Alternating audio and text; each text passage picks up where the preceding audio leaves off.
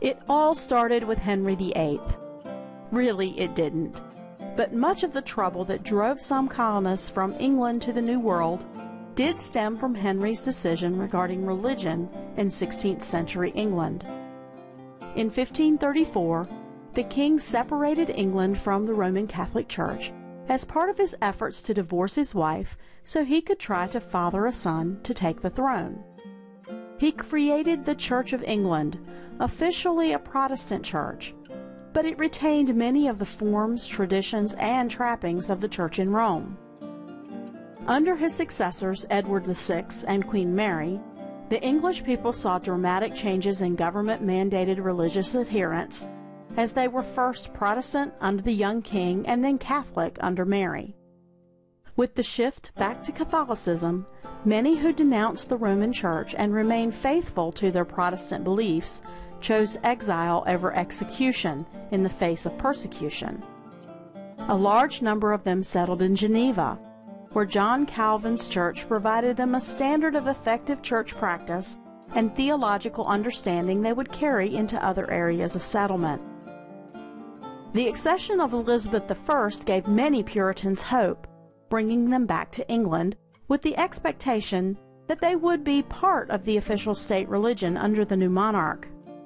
Elizabeth, the daughter of Henry VIII's second wife, Anne Boleyn, had been brought up a Protestant, but did not go so far as to align herself with the Puritans, who wanted to see the last vestiges of the Roman Catholic Church removed from the Church of England.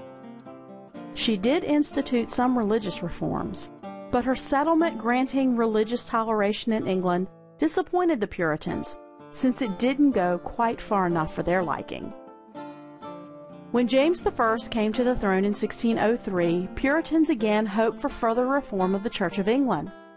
James had been reared a Presbyterian, a student of John Knox, and that connection seemed to signal an end to the popish practices still in place in the official church. Instead of reform, leaders under James I began to purge all Puritan influences from the church and state, removing clergy who had leaned toward Calvinist Puritan views and persecuting those who preached outside the confines of the official church. It is important to understand that Puritan dissension threatened the authority of the established churches of England and Scotland. Puritans insisted on churches that were autonomous, completely separate from one another, and under the authority of no council or solidified clerical structure. As the head of the Church of England, King James I saw their ideas as a challenge to royal authority as well. Once again, there was an immigration from England, this time to Holland.